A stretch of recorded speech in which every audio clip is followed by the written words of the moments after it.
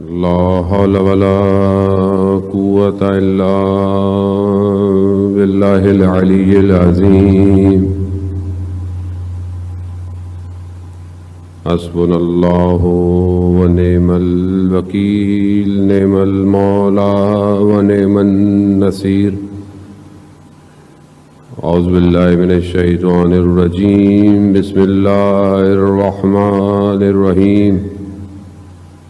الحمد لله الذي يؤمن الخائفين وينجي الصالحين وجزاء المستكبرين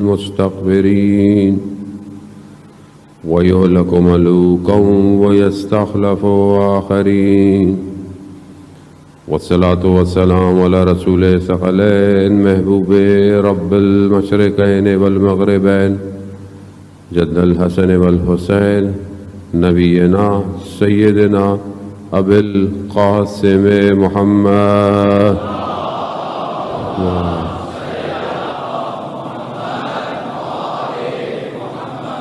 وعلى آله الطيبين الطاهرين المعصومين، لا سيما بقية الله في الأرضين، روحي وأرواحنا لتراب مقدم الفداء، ولعنة الله على أعدائهم أجمعين. بسم الله الرحمن الرحيم. رب اشرح لي صدري ويسر لي أمري واحلل عقدة من لساني يفقهوا قولي. أما بعد فقد قال الله تبارك وتعالى في كتاب الحكيم والقرآن المجيد: وما خلقت الجن والإنس إلا ليعبدون. صلوات بھیج دیں محمد والے.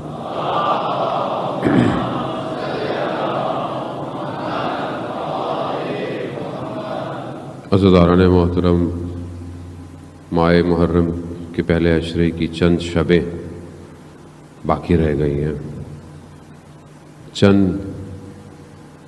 ویسے تو پورے 2 مہینے خدا میں توفیق دیتا ہے، 8 دن ہم مجلس میں شرکت کرتے ہیں، مجلس قائم کرتے ہیں، سنتے ہیں، لیکن پہلے 10 دن اپنی ایک کیفیت رکھتے ہیں، اپنی ایک آغاز رکھتے ہیں، اور اصل جو کمال اور بندگی اپنے اوج پہ پہنچتی ہے وہ عاشورہ کا دن ہے. عاشورہ کا دن اور عاشورہ تک پہنچنے کے لیے ساری محنتیں ہیں کہ ہم بھی اس روز تک پہنچیں. روایت میں بیان یہی ہوتا ہے کہ روز عاشورہ جتنا وقت گزرتا جا رہا تھا صبح سے عصر کی طرف، امام کے چہرے پر نور بڑھتا جا رہا تھا. کیونکہ لقاء اللہ ہے، خدا سے ملاقات نزدیک ہوتی جا رہی ہے. ماجرا ایک ظاہر میں ہے اور اسی کے ایک ماجرا باطن میں ہے کہ یہاں وہ معاملہ ہو رہا ہے جس معاملے کے لیے بشریت بہت عرصے سے انتظار کر رہی ہے. یعنی یہ وہ معاملہ ہے، یہ معاملہ آسان سے نہیں ہے. یہ ایسا نہیں ہے چند لوگ آئے، چند لوگ ادھر سے آئے، چند لوگ ادھر سے آئے اور کچھ شہید ہو گئے، ادھر کچھ قتل ہو گئے. نہیں، یہ معاملہ وہ ہے کہ جس کے لیے بہت پہلے سے انتظام کیا گیا ہے. خدا اپنی تمام مخلوقات کو یہ دکھانا چاہتا ہے کہ دیکھو اسے کہتے ہیں میرا بندہ. یہ پوری مخلوقات کو دکھایا ہے. اس لیے بعض بیان کیا جاتا ہے کہ اس وقت کہ جب امام کا سر نیزے پہ تھا تو سارے عالم جھکے ہوئے تھے، اور یہ روایت کہ آسمان سے جو ہے وہ خون کی بارش کا آنا، سرخ ہو جانا. خوب یہ کیوں ہے جب ہم زیارت میں پڑھتے ہیں کہ زمین اور آسمان اس مصیبت پہ گریہ کو نہ آئے؟ کیونکہ وہ عام سی بات ہے، کوئی معاملہ عام سا سادہ ہے. نہیں، یہ وہ ذبح عظیم ہے کہ جس کے لیے پروردگار نے حضرت ابراہیم کی قربانی کو قبول کر کر آخری رسول سے معاملہ کیا ہے. حضرت یحییٰ جو نبی ہیں پروردگار کے، ان کو بھی جو ہے وہ کافی عمر گزر گئی، اولاد آپ کو پتہ ہے کہ حضرت مریم کے اس زمانے میں کفالت کر رہے ہیں، بیت قدس کے اندر خود بھی یہ کہ ان کو بھی خدا اولاد دے، الگ ہی زندگی اور سن جو ہے وہ کافی گزر گیا ہے، لیکن ان کو دکھایا گیا یہ ماجرا، امام حسین کا ماجرا دکھایا گیا کہ آخری رسول، ان کا نواسا، یہ قربانی۔ تو اس بڑھاپے کے اندر بھی اللہ کا نبی خدا کی بارگاہ میں پروردگار مجھے بھی اولاد عطا کر، اور اس کو بھی ایسے ہی ذبح کروا جیسے رسول کے نواسے نے ہونا ہے، اور یہی ہوا، اولاد عطا ہوئی اور حضرت زکریا کو بھی ویسے ہی ذبح کیا گیا۔ کیوں انبیاء چاہتے ہیں کہ ایسا ہو؟ خود ماجرا کوئی اور ہے، عبودیت اور بندگی اپنے اوج پر ہے۔ خدا چاہتا ہے عالم کو دکھائے کہ یہ ہے میرا بندہ، یہ ہے کہ جس سے میں بھی راضی ہوں، راضیتم مرضیہ، جو مجھ سے بھی راضی ہے۔ یہ کتنی بڑی بات ہے کہ خدا تو راضی ہے، بندہ بھی راضی ہے اپنے پروردگار سے۔ اس لیے جو بھی امام حسین نے دیا، جو کچھ تھا دیا، اور آج اگر اب پوری دنیا میں امام حسین حسین حسین حسین لبیک یا حسین یا حسین یا حسین نظر آتا ہے، یہ اس وجہ سے ہے۔ کس وجہ سے ہے؟ کیونکہ جب امام حسین نے اپنا سب کچھ دے دیا تو پروردگار نے بھی اپنی ساری حاکمیت، ساری حکومتیں، ساری چیزیں جو ہے وہ امام حسین کو دے دی۔ اور صرف ظاہر نہیں ہے، صرف ظاہر نہیں ہے، یہ ایسی چیز ہے جو دلوں کو کھینچتی ہے، دلوں کو کھینچتی ہے۔ حضرت ابراہیم کی دعا کہ پروردگار جب حضرت اسماعیل کو، حضرت ہاجرہ کو چھوڑا، یہ نہیں کہا پروردگار پانی دے، یہ نہیں کہا ان کو گھر دے، نہیں، لوگوں کے دلوں میں ان کی محبت ڈال۔ یہ حضرت ابراہیم کی دعا، یہی رسول خدا نے فرمایا امام حسین کے لیے کہ پروردگار لوگوں کے دلوں میں حسین کی محبت کو ڈال۔ یہ جو آج محبت نظر آ رہی ہے آپ کو بغیر فرقے کے، بغیر مذہب کے، سب کچھ کے، کیا ہے؟ یہ وہ دعا ہے، حسین منی وانا من الحسین، حسین مجھ سے۔ تو ہم جو آ رہے ہیں یہ اس دعا کا نتیجہ ہے، یعنی اپنی قدر، اپنی چیز کو، اپنے آپ کو پہچانے کہ آپ عام نہیں ہیں اس ٹائم، یعنی پوری کائنات سوگوار ہے، غم کی حالت میں ہے۔ جب اللہ کا ولی غم میں ہو، حجت خدا غم میں ہو، آخری امام غم میں ہو، تو پوری کائنات غم کے اندر ہے، پوری کائنات۔ وہ ہم اسی طرف بڑھیں گے۔ یہ کربلا ہمیں پیغام کیا دے دے؟ آپ کی خدمت میں چند دن بہرحال چند شبیں گزر گئی ہیں، کچھ ٹوٹی سی باتیں بہرحال آپ کی خدمت میں بیان کی ہیں، بہرحال ایک دو شبیں ہی رہ گئی ہیں، ایک دو شبوں کا مہمان ہے سیدہ کا لال، بہرحال تھوڑا سا پرسا، خدا آپ کا آنا قبول کرے، یہ ساری چیزیں۔ اللہم صلی محمد۔ بہرحال جو بھی لوگ اپنی طرف سے پوری کوشش کرتے ہیں مجلس کو قائم کرنے میں، انتظامیہ، اسکاؤٹ ٹرسٹ، جو بھی بانیان مجلس ہیں، میڈیا والے، سب اپنا کردار ادا کرتے ہیں، اپنی کوشش کرتے ہیں۔ آپ کو بھی کرنا چاہیے، ایک ذمہ دار عزادار بنے۔ بہرحال کووڈ ہے، کرونا ہے، بیماری، وبا اپنی جگہ پر یقیناً ایس او پیز پہ بہرحال جتنا ہو سکتا ہے عمل کریں، خاص طور پہ آتے جاتے وقت سبیلوں پہ بہت اچھی بات ہے، پانی پلائیں، شربت پلائیں سب، لیکن بہرحال احتیاط کریں، خاص طور پہ اگر آپ کی سبیلیں ایسے جگہوں پہ لگی ہیں کہ جہاں پر دوسرے لوگ ہمسائے ہیں، اتنا خیال کریں کہ اونچی آواز کے اندر اتنے نوحے وغیرہ کا خیال کریں گے، کیونکہ لوگوں کو دعوت دیں اس در پہ آنے کی، لوگ ناراض نہ ہوں، ہمارے کسی عمل سے امام حسین سے دور نہ ہوں۔ یہ ہماری ذمہ داری ہے عزیزان محترم، بہت ذمہ دار ہو کر لوگوں کو جو ہے وہ اپنی طرف بلائیں۔ امامیہ والوں نے بلڈ کیمپ بھی لگایا ہوا ہے اسی ایام میں، جو بلڈ دینا چاہے تاکہ وہ کسی نہ کسی مریض کی شفا کا باعث انسان بن سکتا ہے، جو بہرحال آپ سے کر سکتے ہیں آپ کو کرنی چاہیے عزیزان محترم۔ چند خاص جو پیغام ہے کربلا کے وہ میں کچھ آپ کی خدمت میں عرض کیے۔ اپنے استاد کی زحمت انہوں نے کی ہے، کووڈ کی وجہ سے وہ اس سال مجلس سے نہیں پڑھ پا رہے، حجت الاسلام مسلمین ڈاکٹر رفیع، خدا ان کو شفا کاملہ اور عاجلہ عطا فرمائے۔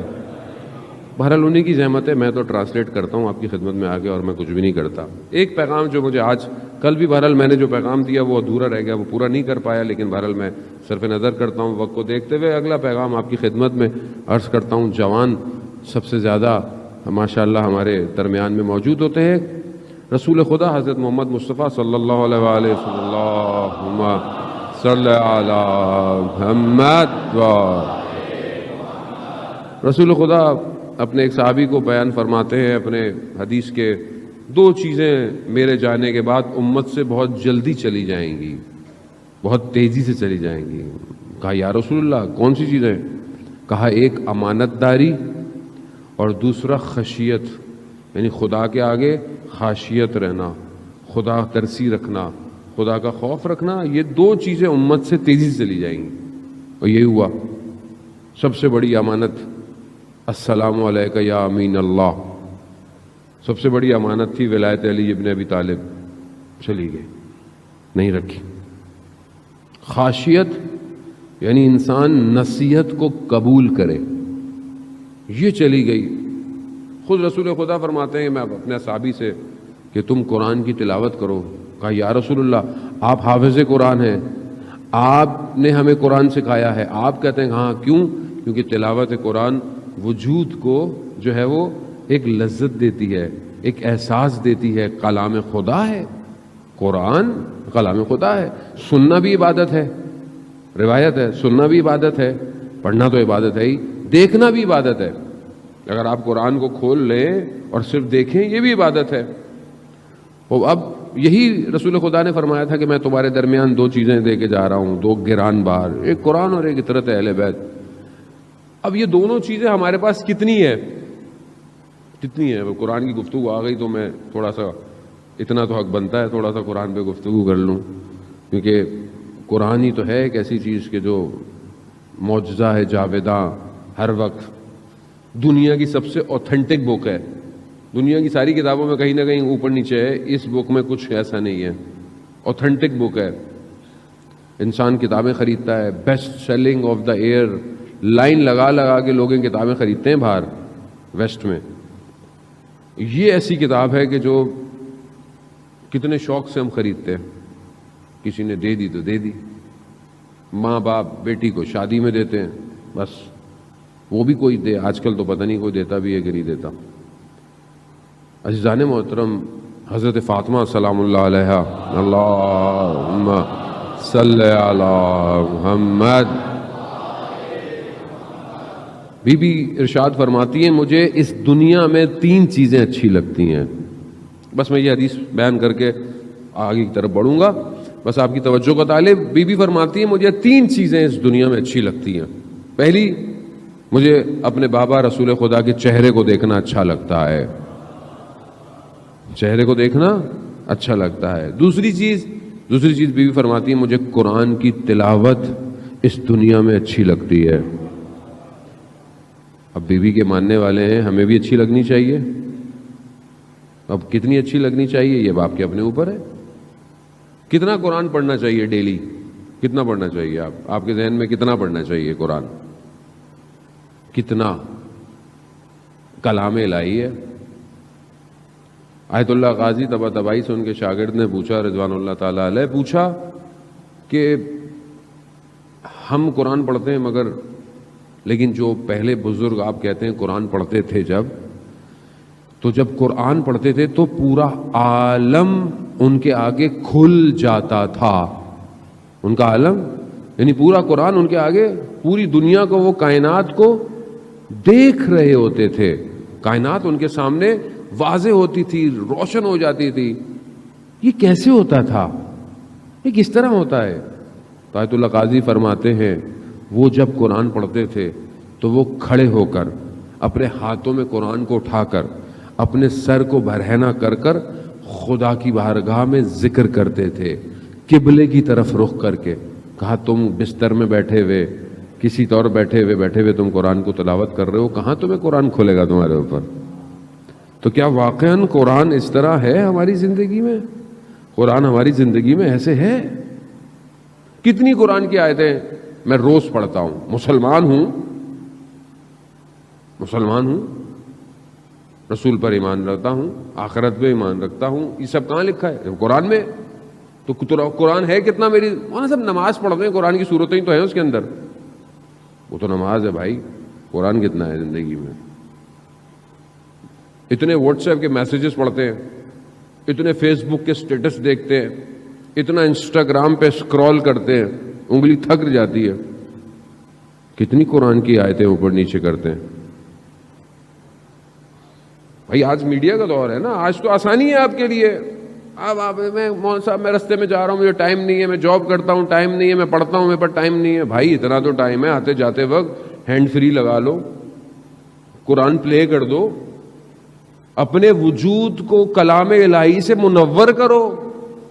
آنے والا وارث قرآن ہے، جب نور دیکھے گا تو ہی تو بلائے گا۔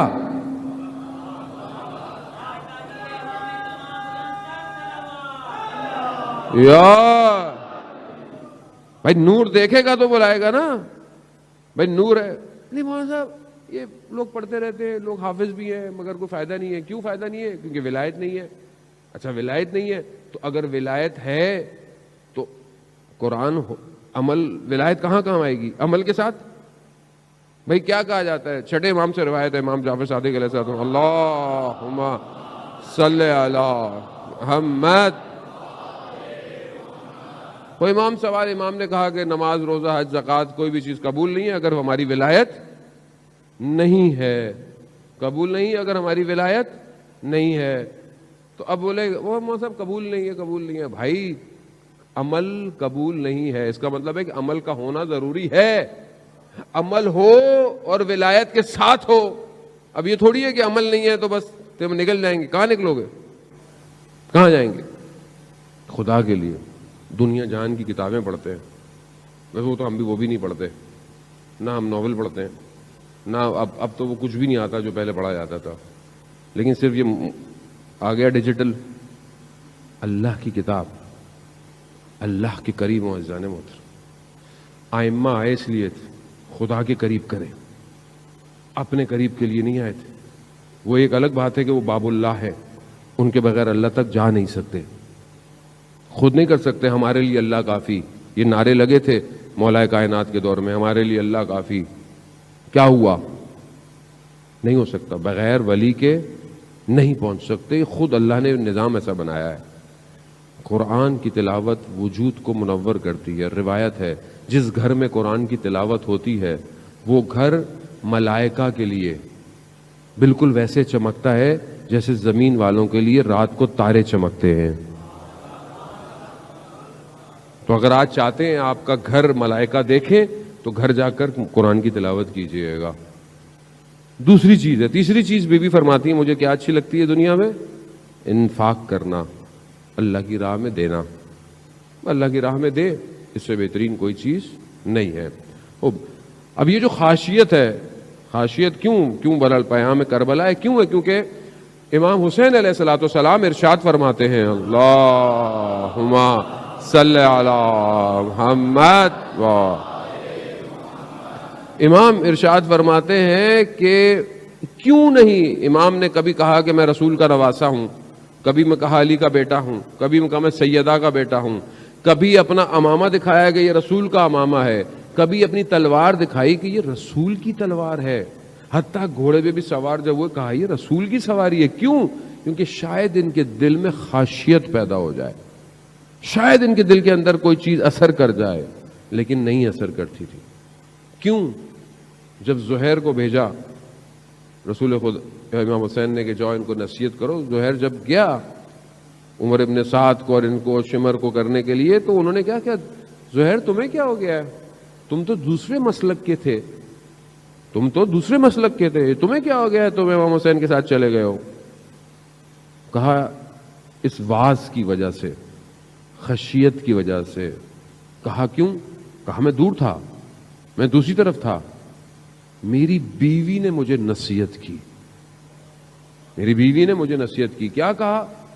کہا زہیر علی کے بیٹے کو تنہا نہیں چھوڑنا۔ کہا اثر کر گئی۔ اسی لیے حضرت علی فرماتے تھے کمیل سے، حضرت کمیل کو، کمیل نصیحت کرو، واز کرو. کیوں؟ کان سننا چاہتے ہیں، کان سننا چاہتے ہیں. اس لیے رسول خدا کہتے تھے قرآن کی تلاوت کرو. کیوں؟ سننا چاہتے ہیں کان. یہ صاف ہونا چاہتا ہے وجود پاک. آج معاشرے کے اندر واز و نصیحت ہی نہیں ہے. مجلس اگر ذرا سی آپ واز و نصیحت کر دیں، لیکن یہ مولانا صاحب کو مجلس ہی پڑھنا نہیں آتی ہے، پتہ نہیں کیا پڑھ دیں. اچھا ہمارے لیے تو اللہ نے سسٹم چینج کیا، میں نے آپ کو پہلے ہی بتا دیا ہمارا سسٹم چینج ہے. ہم نے تو ایسی پڑھنی ہے، اور وہ اب معاشرے میں جا کر فٹ ہو گئی ہے کہ ایسی بھی مجلس ہوتی ہے.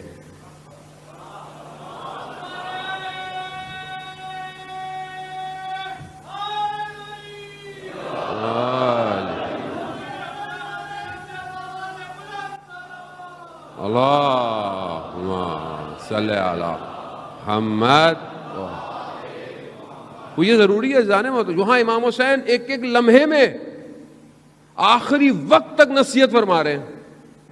شاید کوئی آ جائے، شاید کوئی آئے ہیں لوگ آئے ہیں. لوگوں نے جنہوں نے لینا تھا لوگوں نے نصیحت لی ہے، جنہوں نے نہیں لینا امام نے کیا کہا؟ امام نے کہا زہر چھوڑو آ جاؤ. کیوں؟ ان کے شکم حرام سے پر ہے. یہ نصیحت ان کو سمجھ میں نہیں آئیں گی. قرآن کیا کہہ رہا ہے؟ قرآن ارشاد فرماتا ہے کہ جس کا قلب کساوت رکھتا ہو، قسی القلب ہو، اس قلب پہ کوئی چیز اثر نہیں کرتی. اس کو رونا نہیں آتا، اس کا دل اثر انداز نہیں لیتا. قرآن کہہ رہا ہے ختم اللہ علی قلوبہم، ہم نے ایسے دلوں پہ مہر لگا دی ہے، ان کو نصیحت نہیں آئے گی. لیکن اثر پذیری کی گنجائش ہوتی ہے، بہت ساری جگہوں پر ہے. فضیل کہ جو رات کو اپنے زمانے کا بدماش ہے، جو دل چاہے چوری کر لے، جو چاہے جس کو جو دل چاہے کر سکتا، کوئی کچھ نہیں کر سکتا تھا. رات کو ایک گھر میں کود رہا تھا دیوار سے، ہمسایہ قرآن کی تلاوت کر رہا تھا. قرآن کی تلاوت کرتے کرتے اس نے قرآن کی وہ آیت پڑھی، کیا وہ وقت نہیں آ گیا مومنوں کے لیے کہ خدا کے خوف سے ڈریں؟ بس وہیں رک گیا. کہہ رہا ہاں وہ وقت آ گیا. ایک قرآن کی آیت، یہ نصیحت ہے. آئیں تاریخ میں چلے. رسول خدا جب مکہ سے مدینہ آئے، مدینہ میں اپنی حکومت بنائی. حکومت بنا کر پہلی جنگ ہوئی، جنگ بدر آپ کے سامنے ہے. 313 افراد اس کے اندر، تھوڑے سے گھوڑے، کچھ تلواریں، لیکن اللہ پر ایمان، توقع. رسول خدا کے پیچھے جنگ کی. کفار مکہ شکست کھا گئے. اب جو ہے وہ غالباً سعید بن عمیر ہے یا عمیر بن سعید ہے، شخص ہے. بہرحال مسجد الحرام جو ہے بنی ہوئی اس زمانے میں جو جگہ تھی مکہ کے پاس، داخل ہوا اندر. کیا دیکھا؟ صفان بن امیہ بیٹھا ہوا ہے جھک کر، عجیب سی حالت میں. اس نے جا کے بولا کہ کیا ہوا؟ اب اندر غصہ ہے. کیا؟ یہ جو نام لیا رسول کا، یہ ہمارے درمیان میں تھا، ہمارے درمیان رہتا تھا. ہم نے مارنے کی بھی کوشش کی مگر نہیں چلا گیا، اور وہاں جا کر اس نے حکومت بنا لی ہے. حکومت بنا کر ہمیں شکست دے دی. کہا کہ کوئی ہو اور جا کر اس کو مار کے آ جائے نا. تو یہ وہاں ابن عمیر کیا کہتا ہے؟ کہتا اگر میں یہ کام کروں، کہا تمہارا سارا خرچہ، تمہارا سارا پیسہ، تمہاری گھر والوں کو اپنے گھر والوں سے زیادہ. اس نے کہا میرا قرضہ بھی ہے. کہا تمہارا قرضہ بھی. کہا ثابت قول رہو گے؟ کہہ رہا ہاں. کہہ رہا ٹھیک ہے. اس نے تلوار خریدی، تلوار کو زہر آلودہ کیا.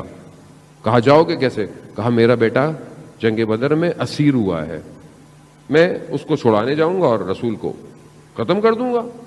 اب یہ چلا مسجد مدینہ پہنچا. کہا کیسا ہے؟ کہہ رہا رسول خدا سے ملنا ہے، اپنا بیٹا چھڑوانا ہے. مسجد نبوی رسول خدا بیٹھے ہوئے ہیں. یہ آیا، رسول خدا نے دیکھا اس کو. کہا کیسے آنا ہوا؟ کہا اپنے بیٹے کے لیے آیا ہوں، اس کا فدیہ دینے، آپ سے آزاد کرا لوں. کہا اچھا تو تلوار کیوں لے کے آئے ہو؟ کہا وہ آپ کو تو پتا ہے رستے میں خطرہ ہے. کہا اچھا اس کو زہر آلودہ کیوں کیا ہے؟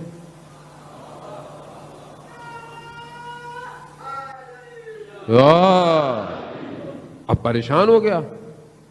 اب اگر نبی کو نہ پتا ہو غیب کی باتیں، یہ مجھے نہیں سمجھ میں آتا، بعض مسلمان پتہ نہیں کیوں ایسی باتیں کرتے ہیں.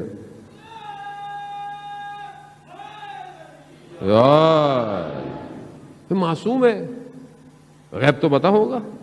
یہ ان کے لیے کون سی بڑی بات ہے؟ جب یہ کہا نا کہ یہ کیوں کیا، تو پہلے تو انکار کرنے لگ گیا. انکار کیا اس نے، کہا اچھا مکہ کے پاس صفان کے ساتھ بیٹھ کر تم نے مگر پلاننگ نہیں کی ہے، تمہارے گھر والوں کے پیسے دے گا، تمہارے قرضوں کو دے گا. اب تو یہ کہا لگتا ہے تیسرے شخص آپ تھے وہاں. آ گیا، پاؤں میں پڑ گیا، ایمان لے آیا، مسلمان ہو گیا. بیٹا آیا، مسلمان ہو گیا. اب ادھر صفان انتظار کر رہا ہے رسول کو مار کے آئیں گے. اب یہ مکہ میں داخل ہوئے، کہا کیا ہوا؟ کہا ہم تو مسلمان ہو گئے. ہم تو، یہ ہے خاشیت، اثر پذیری، قبول کر لیا رسول کو. ناراض ہو گیا وہ، کہا میں نے تمہیں نہیں، میں تمہارا بات ہی نہیں کی. فتح مکہ جب ہوئی تو رسول خدا نے سب کو معاف کیا سوائے 10 لوگوں کے، 8-10 لوگوں کے سوا سب کو معاف. اس میں ہی صفان بھی تھا. کیوں؟ کیونکہ اس نے ٹیررسٹ پلان کیا تھا رسول کے خلاف. رسول نے خدا کہ اس کو معاف نہیں کیا جائے گا. البتہ رسول نے بعد میں لوگوں کو معاف کر دیا، رسول تھے رحمت اللہ عالمین تھے، معاف کر دیا. لیکن اس کو کہا نہیں، اب اس کی جان خطرے میں ہو گئی، اب یہ نکلنا. کیونکہ جب رسول معاف نہیں کرے تو اس کا مطلب ہے اس کو تو مارنا جائز ہے، اس کو تو مارنا. ابھی چھپے. اب وہی شخص وہب بن عمیر، دیکھیں اس لیے کہتے ہیں دوست اچھا ہونا چاہیے. دوست آپ کا ایسا ہو جسے دیکھ کر خدا یاد آئے. اچھا تو یہ دوست تھا نا، دوست تھا. اس حالت میں رسول کے پاس آیا سفارش کرنے، یا رسول اللہ میرا دوست ہے، معاف کر دیجیے. رسول خدا نے کہا چلو معاف کر دیتے ہیں. میرا امامہ لو، کیونکہ اگر وہ اکیلا باہر نکلا تو اس کو یہ مجھے پہنچنے سے پہلے مار دیں گے. میرا امامہ لو تاکہ لوگ اس کو کچھ کہیں نہ. اس کو لے کر آئے، مسلمان ہوا. جنگ حنین میں مولا علی کے ساتھ تھا. یہ ہے اثر پذیری، خاشیت ہونا. یہ ہے ہمارے، یہ ہمیں اپنے اندر پیدا کرنی ہے. جانے وہ تم کربلا، یہی خاشیت تو بیان کر رہی ہے. سید ابن طاؤس بیان کرتے ہیں جنہوں نے سب سے اوتھینٹک مقتل جس کا ہے لہوف، وہ کہتے ہیں کہ شب عاشورہ خیموں کے پاس جو آوازیں تھیں وہ بالکل ایسے جیسے شہد کی مکھیوں کی آوازیں نہیں ہوتی ہیں. کس چیز کی آوازیں تھیں؟ قرآن کی تلاوت کی، نماز کی، مناجات کی آوازیں. کیوں؟ خدا کے لیے کر رہے تھے، خدا کی طرف بڑھنا ہے. اور یہ بہت ضروری ہے کہ ہم اپنے اندر اپنی اس حالت کو رکھیں. ہم تو آج کل ایسے ہو گئے، جیسے آج کل کا مطلب، خدا آپ کو نہیں کہہ رہا جوانوں کو، مطلب کچھ اور جوانوں کو کہہ رہا ہوں جو یہاں نہیں ہے، کہ مثلاً ہمیں اب نصیحت کریں گے. آپ والد کو ایسے کہتے ہیں، آپ کو کیا پتا دنیا کیا ہے، آپ کو کیا پتا زمانہ چینج ہو گیا ہے، ماڈرن زمانہ ہے. بیٹیاں، خدا ہماری بیٹیوں کو حفظ اور سلامت رکھے، آ کر ماں باپ کو سامنے آ جاتی ہیں. دیکھیں ماں باپ ہے، ان کا اپنا تجربہ ہے، اپنی ساری چیزیں ہیں، اپنے کلچر ہے، ثقافت ہے. اب آپ بالکل آ کر جو ہے وہ، اب ہے تو تعجب ہوتا ہے، ماں باحجاب ہو، بیٹی ماڈرن ہو.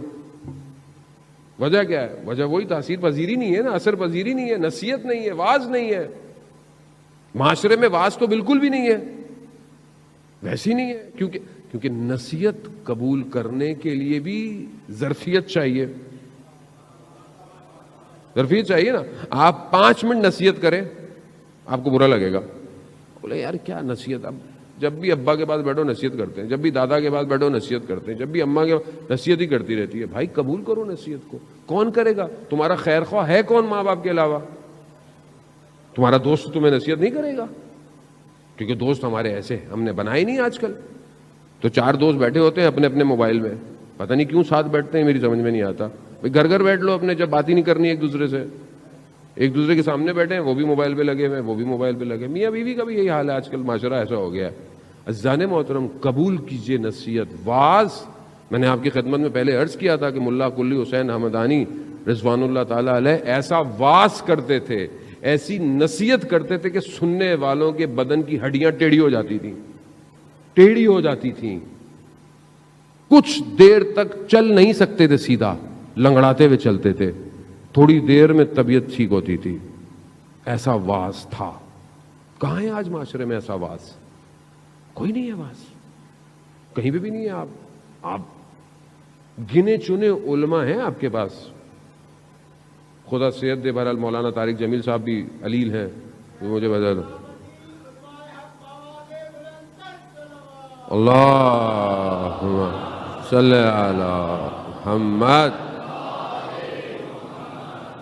اور کچھ اور علماء یہی آپ کو نظر آتے ہیں جو واز کرتے ہیں، باقی تو سب اپنا اپنا معاملہ چل رہا ہے ہر کسی کا. واز نصیحت تو ایسی ہے کہ جو اثر کرے. میں اپنی جوانی کے ٹائم میں جو ہے وہ طارق جمیل کو سنا، اس وقت میں دیکھتا یار ایک بندہ خدا کی خوف دیتا ہے، اللہ کی طرف لے کے آتا ہے. یہ نہیں پتا تھا کہ اللہ ہمیں بھی اسی لائن میں لے آئے گا ایک دن، کہ تمہیں بھی یہی کام کرنا ہے بھائی، اللہ کی طرف لے کر آؤ، خوف کی طرف لے کر آؤ، خاشیت کی طرف لے کر لاؤ. اور ہم نے اپنے اساتذہ سے جب ہم ان کے سامنے جاتے ہیں جو حقیقی عارف ہیں، آپ یقین کریں ان کے درسوں کے اندر جو ہے وہ انسان شرمندہ ہوتا ہے اپنے اوپر. یعنی ان کی گفتگو ایسی ہوتی ہے کہ انسان اپنی طرف متوجہ ہونا شروع ہو جاتا ہے. ہمارے استاد آغا شعبان داداشی جب بھی ہمیں درس دیتے تھے تاریخ کا، کلام کا، لیکن اللہ کے ولیوں میں سے ایک ہے، اکثر پڑھتے پڑھتے اشارہ کر دیتے تھے سید ہے تو بہت اچھا، لیکن اگر اس کا اخلاق بچوں کے ساتھ اچھا ہو تو بہت. یعنی یہ پتہ چل جاتا تھا کہ میں بچوں کو ڈانٹ کے آیا ہوں. اتنا اثر، تاثیر. ایک جوان، آیت اللہ شمس الدین کہتے ہیں، ایک جوان کو میں نے دیکھا کہ ظہر کی نماز میں مسجد گزر خان فاطمیہ کم المقدسہ حضرت آیت اللہ بہجت رضوان اللہ تعالی علیہ ظہر کی نماز پڑھاتے تھے. ایک جوان ہر ظہر میں اس کو دیکھتا تھا کہ اس کے چہرے سے لگتا تھا کہ جوان جو ہے وہ بہت پاک اور صاف ہے. پھر مجھے ایک اور عالم دین نے اس جوان کا ماجرا بتایا کہ ماجرا کیا ہے. کہا ایک شب جمعہ یہ آیا تھا بس، وہ خود بتاتا ہے، اس کے بعد اس کی زندگی بدل گئی. یعنی خود آیت اللہ عظمہ بہجت کی نماز ایسی تھی جو لوگوں کو گناہ چھڑوا دیتی تھی جو ان کے پیچھے نماز پڑھتا تھا. وہ کیسے؟ خاشیت. یوٹیوب پر ہے، آپ دیکھیں نماز، سجدے کے اندر کیسے چیختے ہیں، کیسے گریہ کر رہے ہیں، جیسے خدا کے سامنے حاضر ہے. وہ جوان، وہ کہتے ہیں کہ وہ جوان تہران کا رہنے والا تھا، 1.5 سے 2 گھنٹے کی ڈرائیو ہے. ہر روز وہ آتا تھا ظہر کی نماز پڑھنے، ہر روز. کیوں؟ کیونکہ اسے پتا ہے کہ خاشیت دل میں پیدا ہو گئی. زندگی جوانی گزر جائے گی، کچھ نہیں بچے گا. مولا متقیان فرماتے ہیں مناجات امیر المومنین جو مسجد کوفہ کے اعمال ہیں، کیا ہے؟ اللہم انی اسألک یوم لا ینفع، پروردگار میں سوال کرتا ہوں اس دن کا جس دن کوئی چیز نفع نہیں دے گی سوائے جو سالم سلیم قلب لے کر آیا ہوگا. قلب سلیم جو لے کر آئے گا اس کے علاوہ کوئی چیز نفع نہیں دے گی. اس عالم ہے، کیا کریں پھر اس کو؟ خاشیت کے لیے ہمارے استاد بیان کرتے ہیں کہ 4 سٹیپ ہیں کہ جو ہمیں کرنے چاہیے. اگر ہم کریں تو یہ دل خاشع ہو جائے گا، اثر لے گا. پہلی چیز وہ کہتے ہیں مراقبت ہے. مراقبت یعنی اپنا خود خیال رکھو، صبح شام خیال رکھو تم کر کیا رہے ہو، تم بول کیا رہے ہو، تم سن کیا رہے ہو، تم کھا کیا رہے ہو. مراقب رہو. جیسے انسان گاڑی چلاتا ہے ہائی وے پہ اور ہر طرف اس کی نگاہ ہوتی ہے، شیشے، دونوں شیشوں کو دیکھ رہا ہے، بیک میرر کو دیکھ رہا ہے، فرنٹ پہ دیکھ رہا ہے. یعنی کیوں؟ یعنی کہیں سے بھی کوئی چیز آ سکتی ہے. بالکل حواس میں ذرا سی بھی غفلت کرے گا، اگر بغیر بیک میرر کے دیکھے گاڑی ٹرن کر لے تو دوسری گاڑی مار دے گی آگے اس کو. یعنی کیا ہے؟ یعنی مراقبت کرتا ہے. اپنی زندگی کی مراقبت کرو، دائیں سے بائیں سے، صبح سے شام سے. تمہاری زبان سے کچھ ایسا نہ نکلے جو کسی کو تکلیف دے، تمہاری کان ایسی چیز نہ سنے جو حرام ہو، تمہاری نگاہیں پاک ہونی چاہیے، شرم و حیا ہو تمہارے یہاں. معاشرے میں برائی ہے، معاشرے میں بے حیائی ہے، بے پردگی ہے، سب ہے، سب موجود ہے. انٹرنیٹ، موبائل آپ کے ہاتھ میں، کوئی آپ کو دیکھتا نہیں ہے، کوئی آپ سے پوچھے گا نہیں، آپ کچھ بھی دیکھیں. لیکن کیا چیز روکتی ہے؟ شرم و حیا روکتی ہے. جب انسان کمرے کے اندر ایک چھوٹا بچہ بیٹھا ہو، اس کے سامنے گناہ نہیں کرتا، بچہ ہے، تو کیا خدا کو اس بچے کے برابر بھی نہیں سمجھتا؟ مراقبہ، رسول خدا فرماتے ہیں مراقبت سر یعنی چھپ کے بھی اور لوگوں کے سامنے بھی ہوا۔ میں آپ کے سامنے بہت اچھا ہوں، بہت اچھا ہوں، یہ لوگ مجھے دیکھ رہے ہیں، میں تنہائی میں کیسا ہوں، میں اپنی خلوت میں کیسا ہوں۔ حیا یہی ہے، حیا تنہائی میں ہے، حیا قلب کے اندر ہے، قلب۔ اب اس کا یہ مطلب نہیں ہو میرے تو دل میں حیا ہے مولانا صاحب، جیسے ہماری بہن بیٹیاں کہتی ہیں دل میں حجاب ہونا چاہیے، باہر کا کچھ بھی کر لو، نہیں۔ خدا اگر ایسا کرنا ہوتا تو خدا قرآن میں حکم نہیں دیتا کہ اپنے آپ کو ڈھانپو، اپنے آپ کو پاک رکھو، نامحرم سے بچا کے رکھو۔ خدا نے حکم دیا ہے، آپ کو خدا کا حکم انجام دینا ہے۔ دوسری چیز رسول خدا فرماتے ہیں جو انسان اپنے اندر خاشیت پیدا کر سکتا ہے، وہ کیا ہے؟ وہ تفکر ہے، فکر ہے، کس میں؟ قیامت میں، یعنی موت کو یاد کرو، موت کے بارے میں سوچو۔ شخص آیا رسول خدا کی خدمت میں، یا رسول اللہ کیا ہم شہید کے درجے کو یا شہید شہادت تک پہنچ سکتے ہیں؟ تو رسول خدا فرماتے ہیں کہ اگر تم دن میں صبح شام 20 دفعہ اپنی موت کو یاد کرو تو تم شہیدوں کا درجہ تمہیں مل سکتا ہے۔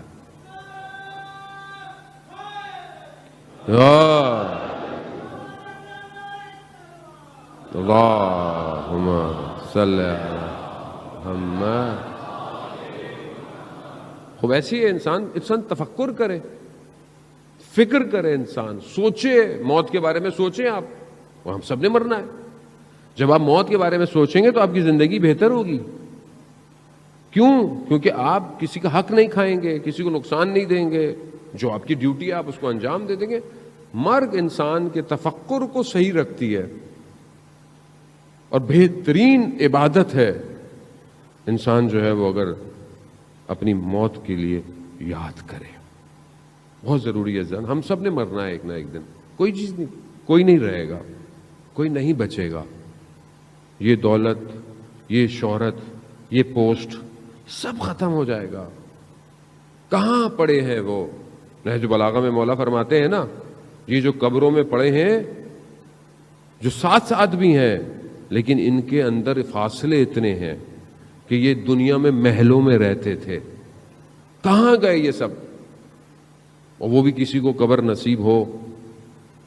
کیسے کیسے لوگ تھے، صدام حسین جیسے، ہم یہ کر لیں گے، ہم وہ کر لیں گے، حملہ کیا کربلا کے اوپر۔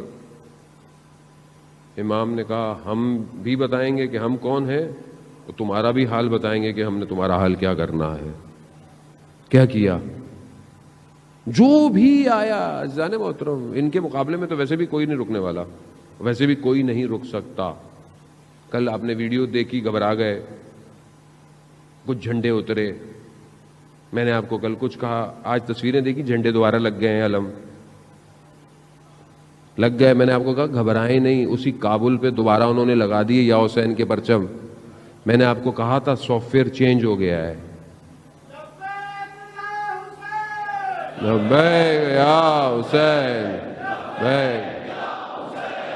لبیک یا حسین، لبیک یا حسین، لبیک یا حسین۔ وہ دنیا جمع ہو رہی ہے، دنیا کو پتہ چل گیا ہے، خود انہیں پتہ چل گیا کہ جس تفکر پر وہ اتنے عرصے سے رہے انہیں کامیابی نہیں ملی۔ جب اس ولایت کے تفکر کے اندر میں آئے تو انہیں پتہ چلا کامیابی کسے کہتے ہیں۔ ابھی کیا ہے، انہوں نے بیان کیا دیا ہے، ہمارا ہم لوگ، ہم داعش نہیں ہیں، ہم اہل سنت ہیں، ہمارا شیعوں کے ساتھ کچھ نہیں ہے، شیعہ ہمارے ساتھ ہیں۔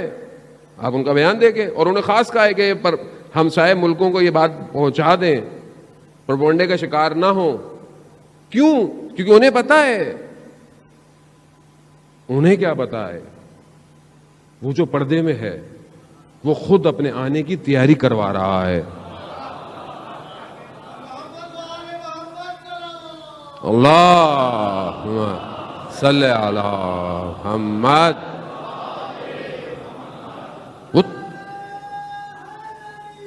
علی وہ تیاری کروا رہا ہے. اچھا تیاری تو ایسی ہوگی, ابھی تھوڑا سا ہے, کل اور تھوڑا سا, کل اور تھوڑا سا, آہستہ آہستہ آہستہ لوگوں کو سمجھ میں آئے گا نا. ایک دم تو آپ, ہمارے یہ بھی بڑا مسئلہ ہے کہ کوئی بہرحال ہماری طرف نہیں, مولا کی طرف آتا ہے, امام کی طرف آتا ہے, مطلب پورے آؤ.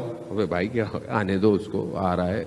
یہ فلانے مولانا اتنی باتیں کرتے ہیں, پوری کیوں نہیں کرتے؟ بھائی جتنی وہ کرتے ہیں, جہاں وہ رہتے ہیں اس حساب سے وہ بہت کرتے ہیں باتیں. آپ آنے دیں. امام حسین علیہ السلام سب کے ہیں, کسی فرقے کے نہیں ہیں, کسی مذہب کے نہیں ہیں.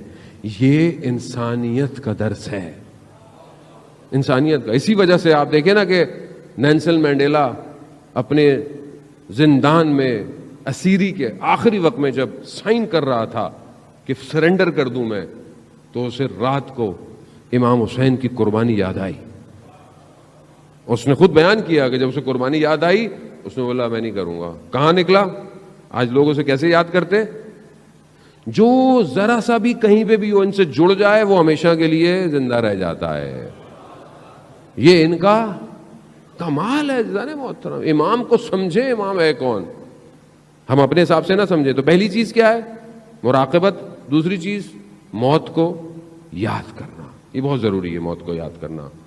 موت کو یاد کریں گے سیدھے سے ہی چلتے رہیں گے. جہاں موت بھولی تکبر کریں گے, غرور کریں گے, عجب کریں گے, خود پسندی کریں گے, اپنے آپ کو بڑھتر سمجھیں گے. جبکہ بڑے بڑے لوگ جو زمین پہ پاؤں رکھتے تھے کہاں گئے؟ اندر چلے گئے. موت کو یاد کریں. یہی امام حسین نے بھی کہا تھا, یہ سب ختم ہو جائے گا. کتنا ان کو سمجھایا, تمہیں جگہ چاہیے, تمہیں پیسے چاہیے, تمہیں میں سب دیتا ہوں, مگر اندھے ہوئے ہوئے تھے. شہر رے کی حکومت کے لیے اندھے ہوئے ہوئے تھے. کیا ملا؟ کچھ بھی نہیں ملا. نہ یاد کیا. امام نے کہا جہنم کی طرف اپنے آپ کو جھونک رہے ہو, تم نہیں سمجھ آئے. تیسری چیز جو ہے کہ انسان جو ہے وہ اپنے مناجات یعنی گفتگو اس کی زندگی میں ہو. کس سے؟ خدا سے. آپ اپنے دل پر ہاتھ رکھیں, خدا سے کتنی دیر گفتگو کرتے ہیں 24 گھنٹے میں؟ نماز پڑھتے ہیں, وہ تو واجب ہے, وہ تو پڑھنی ہے, اس میں تو کوئی مسئلہ نہیں ہے. خدا سے گفتگو, خدا سے باتیں کتنی دیر ہے؟ ہفتے میں ہے ایک دن؟ عزیزان محترم, میں آج آپ کو ایک اور ہوم ورک دے رہا ہوں. صحیفہ سجادیہ جسے امام سجاد علیہ الصلوۃ والسلام اللہم صلی علی محمد, دعاؤں کی کتاب ہے. دعاؤں کی کتاب ہے, مناجات کی کتاب ہے. جوانوں کو کہہ رہا ہوں عزیزان, اتنا کچھ پڑھتے ہیں, ایک صحیفہ سجادیہ بھی خرید لیں. نہیں خرید سکتے تو ڈاؤن لوڈ کر لیں, سافٹ ویئر اپلیکیشن ہے, سب ڈاؤن لوڈ کر دیں. اردو میں پڑھیں بے شک. ترجمہ مناجات تائبین, توبہ کرنے والوں کی مناجات, یعنی جنہوں نے توبہ کرنی ہے وہ خدا سے کیسے گفتگو کرے. امام سکھا رہے ہیں. ایک فراز ہے اس کا بہت عجیب ہے کہ پروردگار گناہ کو معاف کر دے گا, ختم کر دے گا گناہ کو, گناہ نہیں رہے گا, نظر نہیں آئے گا. لیکن پھر بھی جب حاضر ہوگا بندہ نا تو اسے گناہ یاد آئے گا. یہ جو یاد آنا ہے نا یہ اس کے دل کو افسردہ کر دے گا. اللہ اکبر. وہ تو رحمان ہے, اس نے تو کہا میں نے معاف کر دیا تمہیں گناہ, لیکن شرمندگی. اس لیے امام فرماتے ہیں مناجات ابو حمزہ کے اندر بھی چند مناجات ہیں جس کو آپ اپنی زندگی میں جو ہے نا وہ رکھیں. ضروری نہیں ہے کہ رمضان میں پڑھنی ہے مناجات. دعائے ابو حمزہ ضروری نہیں ہے کہ آپ رمضان میں پڑھیں, آپ پورا سال تھوڑا تھوڑا پڑھتے رہیں. مناجات شعبانیہ جو شعبان کی رات پڑھی جاتی ہے, آپ اس کو سال میں پڑھیں, کسی بھی ٹائم پڑھیں. مناجات امیر المومنین کوفہ کے اعمال میں سے آپ کبھی پڑھیں. میں نے جوانوں کو دیکھا عزیزان محترم سجدوں میں گڑ گڑاتے ہوئے مناجاتوں کو پڑھنا. آیت اللہ عظمہ بہجت رضوان اللہ تعالیٰ فرماتے تھے کہ ہم اپنے استاد کے کہنے پر حرم مولا کائنات میں تہجد کی نماز پڑھ رہے تھے. ہم نے قنوت میں دعائیں پڑھنی ہوتی تھی. ہم نے دیکھا کہ ایک جوان آیا, وہ قنوت میں دعائے ابو حمزہ ایسے پڑھ رہا ہے جیسے خدا سے گفتگو کر. واقعاً اپنے وجود کے ساتھ۔ نماز ختم ہوئی، جوان چلا گیا، کہا ہم نے اپنے استاد سے پوچھا کہ یہ کون تھا؟ کہا مگر تم نہیں پہچان پائے، وقت کا امام تھا۔ کہا ہم کب دیکھیں گے استاد؟ کہا خدا تمہاری ظرفیت کو پیدا کرے گا جب تم اپنے امام کو دیکھو گے۔ یعنی قنوت کے اندر خوب بات کریں، کوئی ہفتے میں تھوڑی دیر کو مناجات خدا سے بات کریں۔ کیا ہے، پوری دنیا سے باتیں کرتے ہیں، رات کے پیکج، فری کے پیکج ہیں ساری موبائل کی کمپنیوں کے، سستے پیکج ہیں کہ آپ کس سے بات کریں گے؟ آپ، خدا نے آپ کو وائرلیس، موبائل لیس، کمیونیکیشن لیس، کسی چیز کا محتاج نہیں کیا کہ مجھ سے بات کرو، بس ہاتھوں کو اٹھاؤ، بات کرو مجھ سے۔ کیوں نہیں کرتے بات؟ خدا اسی لیے گرفتار کرتا ہے ہم لوگوں کو، مصیبت میں جو ڈالتا ہے نا، لوگ بہت مصیبت میں پریشان ہوتے ہیں۔ کبھی کبھی ہمیں بھی احساس ہوتا ہے کہ سامنے والا اتنی دعائیں کر رہا ہے، اتنی التماس کر رہا ہے، ہم بھی کہتے ہیں پروردگار تو رحم کر بندے کے اوپر۔ لیکن کبھی کبھی پھر مجھے وہ آیت اللہ نخود کی اصفہانی رضوان اللہ تعالی علیہ کا واقعہ یاد، آپ یقین کریں کبھی کبھی ہمیں بھی احساس ہوتا ہے کہ میں بھی خدا کی بارگاہ میں پروردگار، مطلب ہم ہیں تو گناہ گار، لیکن کچھ ہماری بھی لاج رکھ لے، بندے کی مشکل حل کر دے۔ لیکن مجھے وہ بات یاد آ جاتی ہے آیت اللہ نخود کی اصفہانی رضوان اللہ تعالی علیہ کی، کہ شاگرد کہتا ہے میں ان کی خدمت میں حاضر ہوا، میں نے دیکھا استاد رو رہے ہیں، گریہ کر رہے ہیں۔ میں نے کہا استاد گریہ کیوں کر رہے ہیں؟ کہا اللہ نے میرا جو پہلا درجہ تھا اسے درجے کو بڑھا دیا ہے۔ تو کہا یہ تو خوش ہونے کی بات ہے اس میں۔ کہا نہیں، جو میرا پچھلا درجہ تھا اس میں جب کوئی اپنی حاجت لے کے میرے پاس آتا تھا، مشکل لے کے میرے پاس آتا تھا نا، تو میں دعا کر کر اس کی مشکل حل کر دیتا تھا۔ اب جس مقام پہ میں آیا ہوں، یہاں سے مجھے نظر آ رہا ہے کہ یہ جو مشکل ہے نا اس کے اوپر، یہ اللہ کا فضل تھا، اور میں دعا کر کے اس فضل کو ہٹا دیتا تھا۔ کبھی کبھی یہ احساس ہوتا ہے میں بھی پیچھے ہو جاتا ہوں، اللہ ہماری کوئی حیثیت نہیں ہے اتنی، ہاں، لیکن بہرحال انسان ہے، میں آپ کے لیے دعا کروں، آپ میرے لیے دعا کریں، ہم سب کو مل کے دعا کرنی چاہیے ایک دوسرے کے لیے۔ ویسے بھی عزیزان محترم، کسی کی دعا خدا قبول کر لیتا ہے، لیکن یہ جو مشکل گرفتاری ہے، آغا دولابی فرماتے تھے، کتنا خوبصورت جملہ ہے، فارسی کا ہے، مزہ بھی اس کا فارسی میں ہے، ہر کے گرفتار است گرفتار یار است، کہ جو گرفتار ہے، جو پھنسا ہوا ہے، وہ اصل میں اپنے یار کے لیے پھنسا ہوا، اس نے پھنسایا ہوا ہے اس کو۔ وہ چاہتا ہے آپ کو پھنسا کے رکھے، وہ چاہتا ہے کسی کو اولاد نہ دے، اس کی مرضی، وہ چاہتا ہے کوئی بیمار رہے، وہ چاہتا ہے، وہ چاہتا ہے کسی کو یہ مسئلہ رہے، اس کی مرضی ہے، وہ خالق ہے۔ آپ کا کام عمل کرنا، دعا کرنا، کوشش کرنا، بس، باقی اس کی مرضی، وہ کچھ بھی کرے۔ اس کی محبت ہے عزیزان، اس کے خزانوں میں کمی ہے؟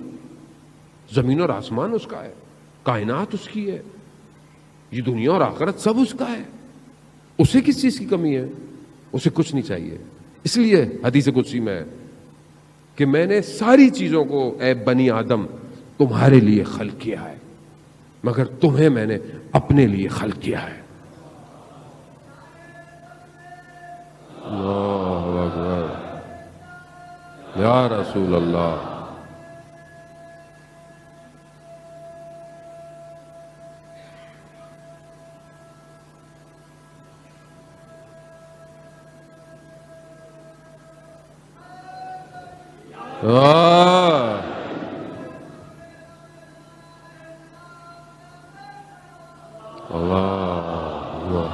صلی علی محمد۔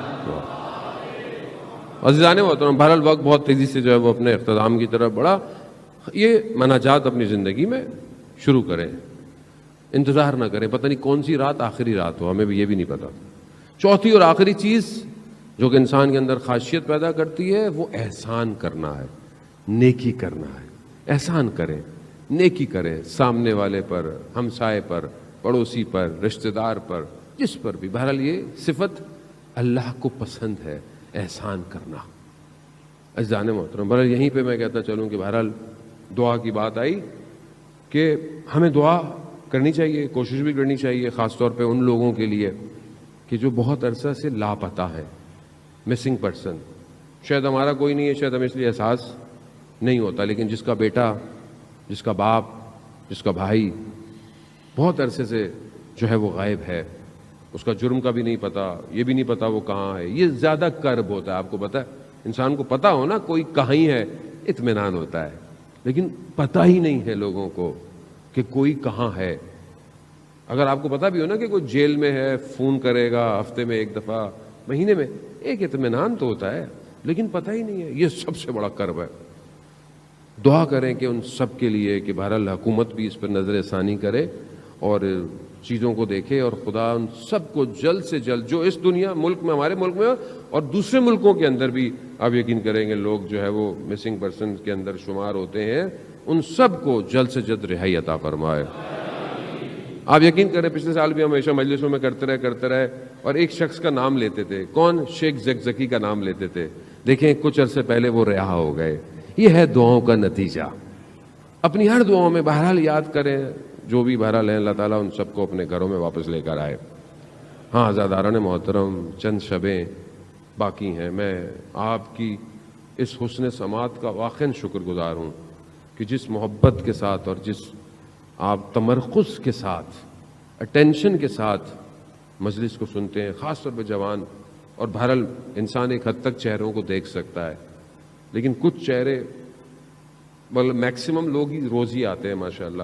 میں ایک ڈایا میٹر میں شکلیں دیکھ لیتا ہوں، اور کچھ لوگ مخصوص ایک ہی جگہ پہ بیٹھتے ہیں تو مجھے یاد بھی ہو گئے، اور نہیں بیٹھے ہو تو میں ان کو ڈھونڈتا بھی ہوں بغیر محسوس کیا آپ لوگوں کو کہ آج وہ نہیں آ رہا نظر مجھے. یہ اور اللہم صلی علی محمد وعلیہ، یہ جو بہرحال آپ کی اپنی ایک تشنگی ہے سننے کی، یہ خود انسان کو مجبور کرتی ہے کہ گفتگو جو ہو وہ آپ کی مرضی کی ہو، جیسا آپ چاہتے ہیں، آپ کا قلب چاہتا ہے. اور آج ویسے بھی آج ہم اس جوان کے مصائب کے لیے آئے ہیں کہ جو 12 سال کا ہے. جوان کی بڑی اہمیت ہے، نوجوان ہی ہے نا یہ.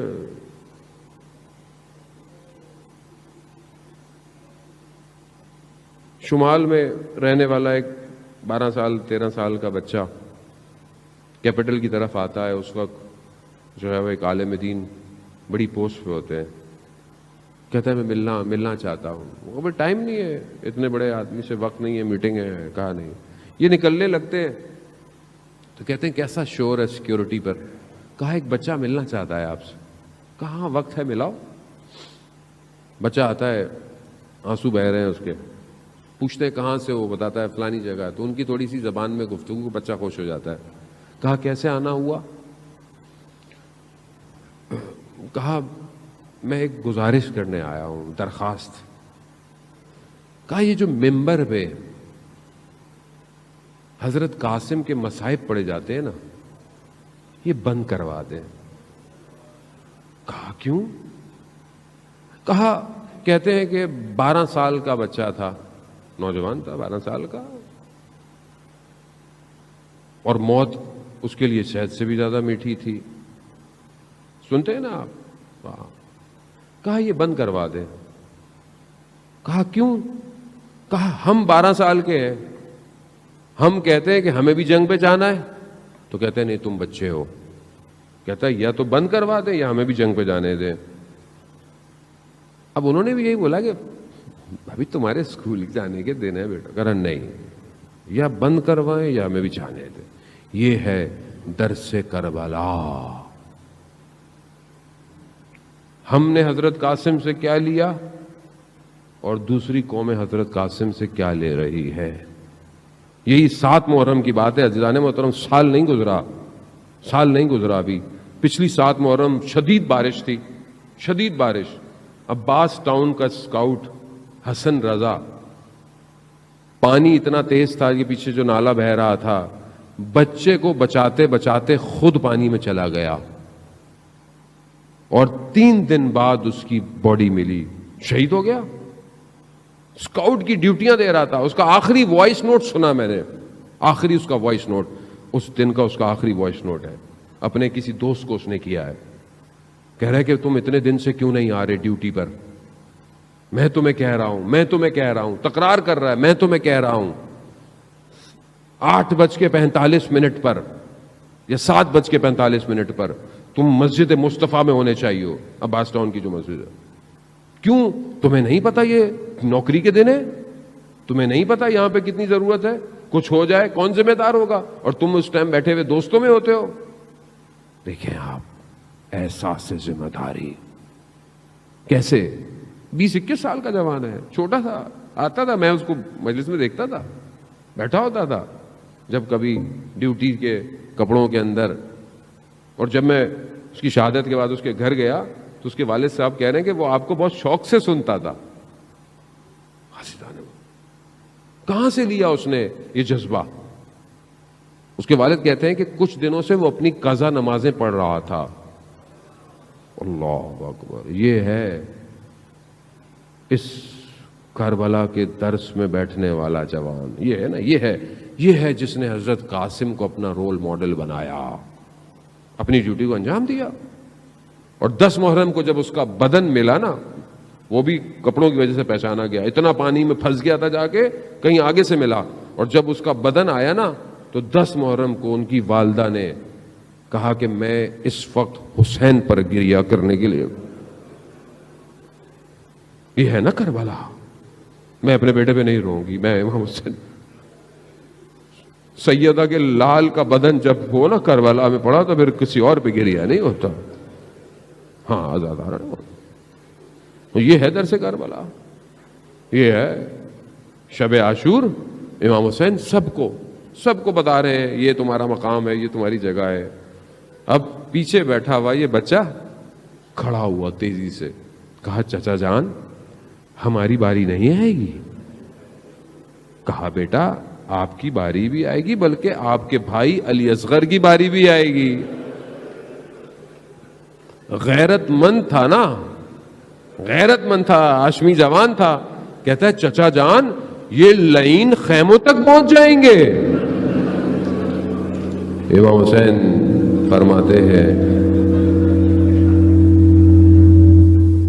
امام حسین فرماتے ہیں کہ نہیں بیٹا وہ خیموں تک نہیں، وہ آئیں گے بعد میں، لیکن علی اصغر خود جائیں گے، میں لے کے جاؤں گا علی اصغر کو. ہاں شب عاشور ہر ماں اپنے بیٹے کو کیا کر رہی ہے؟ تیار کر رہی ہے، تیار کر رہی. ام فروہ بھی حضرت قاسم کو تیار کر. روز عاشور آئی، ایک وقت حضرت ام فروہ نے کیا دیکھا؟ قاسم خیمے میں بیٹھا ہوا ہے پریشان. کہا بیٹا کیا ہوا؟ آپ یہاں کیا کر رہے ہیں؟ آپ کو تو میدان جنگ میں ہونا چاہیے تھا. کہا ماں میں کئی دفعہ گیا ہوں چچا کے پاس، مجھے اجازت نہیں دے رہے. اللہ اکبر.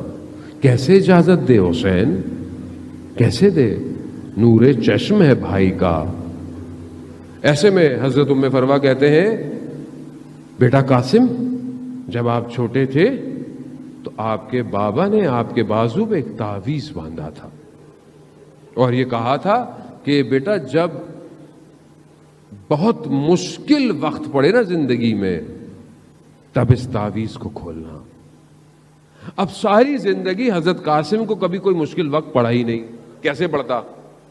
حضرت عباس جس کا چچا ہو اسے کیوں وہ مشکل وقت پڑا؟ حضرت زینب ام کلثوم جس کو پالتی ہوں اسے کہاں مشکل وقت پڑے گا؟ ہاں زیادہ بھائی دیکھیں زندگی میں، بہرحال میں ایک جملہ آپ سے کہتا چلوں، زندگی میں ہم نے رونا تو شکر ہے خدا کا کہ نصیب ہوتا ہے، لیکن ہمارا زیادہ رونا امام حسین کے لیے ہے. آج امام حسن کے لیے تھوڑا سا گریہ کر لیں، تھوڑا. وہ بھی تو زہرا کا بیٹا ہے نا. جو مصیبتیں اس نے دیکھی ہیں نا کوچے بنی ہاشم میں، وہ کسی نے نہیں دیکھی. خدا آپ کو اس کا اجر دے، بی بی آپ کو اس کا اجر دے. ہاں عزاداران محترم، اب جب حضرت قاسم نے دیکھا نا، ام فروہ فرماتی ہیں کہ بیٹا اس سے مشکل زندگی میں کوئی وقت نہیں آنے والا. کھولو تعویذ کھولا، کیا دیکھا؟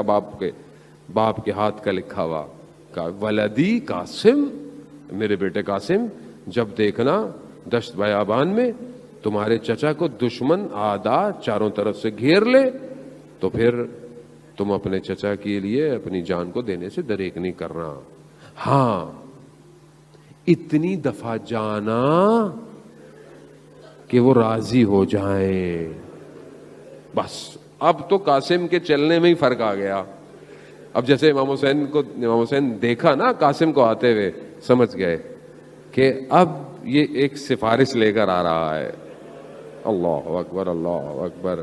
ہاں آزاداران محترم اب جب وہ نامہ ملا نا, اب وہ جو تعویذ دیکھا, جیسے ہی امام حسین نے دیکھا ہوگا یقیناً بھائی کی یاد تو آئی ہوگی. بھائی خوشیوں میں آپ کو بھائی یاد آئے نہ آئے, جب انسان مشکل میں ہوتا ہے نا تو بھائی یاد آتا ہے اسے, پریشانی میں بھائی پیاسا ہے بھوکا ہے مشکل میں گرا ہوا ہے, بھائی تو یاد آیا ہوگا. اور کیا یاد آیا ہوگا؟ اللہ, وہ مدینہ یاد آیا ہوگا کہ چھوٹے چھوٹے دونوں ہیں اور جلتا ہوا دروازہ گرا ہے ماں کے اوپر. یاد آیا ہو ایک دم چیزیں تو یاد آئی ہوں گی نا امام حسین کو.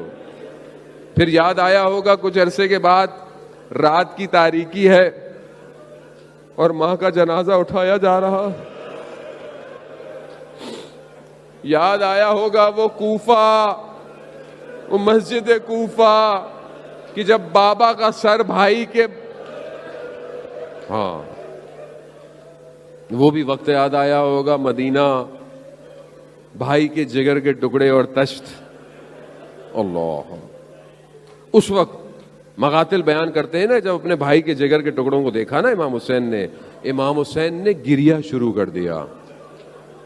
امام حسن نے کہا بھائی حسین نہیں, لا یوم کا ابا عبداللہ, لا آپ یہ رونا, آپ کا دن جیسا تو کوئی دن ہی نہیں ہوگا. اللہ اکبر. وہ بھائی نہیں ہے نا, اپنا نمائندہ بھیجا قاسم. مقتل میں بیان ہوتا ہے چچا بھتیجے دونوں گلے رکھ کے اتنا روئے بے ہوش ہو گئے. بعض مقاتل کہتے ہیں کہ کئی دفعہ بے ہوش ہوئے. نہ جانے کون سی چیز ہے جو حضرت قاسم کو جدا ہی نہیں ہونے دے رہی ہے. ہاں عزاداران محترم, یہ تو وقت بتائے گا کہ قاسم نے کتنی بڑی قربانی دی ہے. قاسم کو سوار کیا. جو بھی لوگ سوار ہوتے تھے لباس پہنتے تھے جنگ کا. یہ اتنا نازک بدن ہے, بس جو پہنچ گئے وہ پہنچ گئے. سر اتنا ہے کہ خول جو ہے نا لوہے کا وہ نہیں آیا, امامہ باندھا. راوی کہتا ہے جیسے کوئی چراغ بنی ہاشم کا آیا. امام حسن کا بیٹا ہے, جنگ تو لڑنا آتی تھی, لڑنے کے لیے تو شیر خدا کے بوتے ہیں, کمی نہیں تھی. لڑنا شروع کیا, لڑتے رہے, جہنم کو واصل کیا, ایک کو اس کے اولادوں کو واصل کیا. دشمن ہے, خبیث ہے, پیچھے سے وار کیا. سامنے سے نہیں لڑ سکتے تھے, پیچھے سے وار کیا. کیا وار کیا؟ تلوار کا وار کیا. سر پہ خول نہیں ہے, امامہ ہے. سر شکاف ہوا, توازن ختم ہوا, گرے. مقتل کہتا ہے چہرے کے بل گرے. اجرکم عند اللہ. بھئی حسن سبز قبا کو پرچھا دیں آپ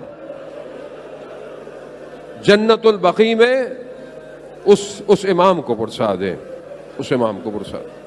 ہاں توازن نہیں تھا, چہرے کے بل گرے.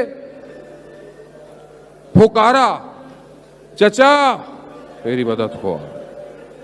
یہاں مقتل کہتا ہے امام حسین اتنی تیزی سے آئے. وہ لعین جس نے شکاف کے لیے تلوار چلائی تھی نا, اس نے چاہا کہ میں جلد گردن سر سے جدا کروں. مگر امام حسین اتنی تیزی سے پہنچے، امام نے تلوار سے اس کے بازو کاٹ دیا. اب اس کا بازو جب کٹا نا تو اس نے شور مچایا، میری مدد میری مدد. اس اسنا میں بس آخری جملے، اس اسنا میں ادھر کے گھوڑے ادھر ہوئے،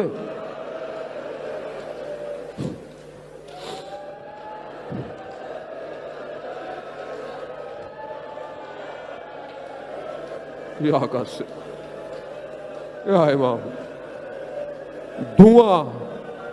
دھواں بیٹھا نا، نہیں پتا ادھر کی پسلیاں ادھر کی پسلیاں.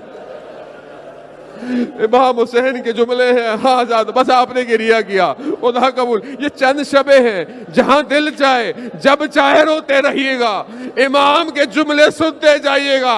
امام کہتے ہیں قاسم چچا کے لیے کتنا سخت ہے کہ آپ پکارو اور میں نہ پہنچوں.